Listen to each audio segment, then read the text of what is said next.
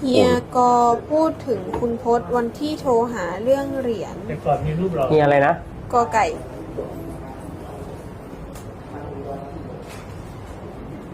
เฮียกอคือใครอ่ะอ๋อเฮียกุยพูดถึงโพสต์วันที่โทรหาเรื่องเหรียญอ๋อครับแหมจะบอกว่าไงดีอ่ะเฮียกุยโทรหาผมจริงๆนะครับเฮียกุยรัชดานะครับโทรหาผมจริงๆนะครับผมดีใจนะที่แกโทรหาผมนะผมพูดจริงๆนะพี่ๆนะผมพูดเสมอนะว่าการคิดต่างอ่ะมันไม่ต้องทำให้เกิดเรื่องราวที่มันเป็นทุกข์กันได้อ่ะเอาว่าไม่ต้องทะเลาะกันนะอย่างนั้นนะผมเองดูแท้ดูไม่แท้แต่เฮียกุยอ่ะผมต้องขอบคุณเฮียกุยรัชดานะพูดจริงๆเลยนะฟังผมเลยนะเฮียกุยรัชดาโทรหาผมจริงๆโทรหาผมกลางไลฟ์สดด้วยผมนั่งทำงานอยู่เฮียกุยโทรมา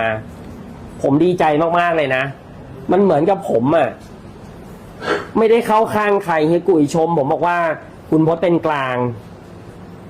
นี่คือสิ่งที่ความรู้สึกผมดีอ่ะนะผมไม่ได้ทำให้คิดแท้คิดไม่แท้แต่ผมก็ไม่ต้องไปทะเลาะกับใครไงเป็นกลาง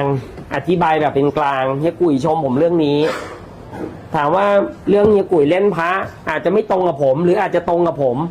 อันนั้นไม่ต้องคิดอะไรวันนี้เรายืนอยู่ตรงกลางแล้วก็ไม่ได้ให้ความเขาเรียกอะไรอ่ะความทะเลาะเบาะแว้งความเห็นต่างมันเป็นเรื่องที่แบบต้องมาทะเลาะกันน่ะผมว่าวันหนึ่งถ้าเกิดเราเป็นมิตรกันน่ะเรามาคุยกันนี่นะ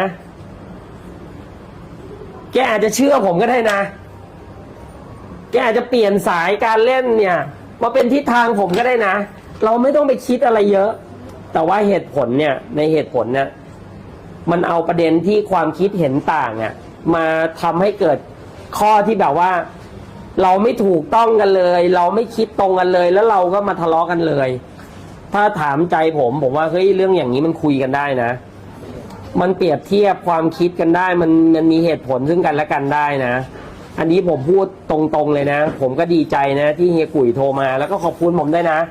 ผมก็ขอบคุณเฮียกุยมากๆนะเฮียกุยรัชดานะครับนะก็พูดจริงๆว่าก็ดีใจนะ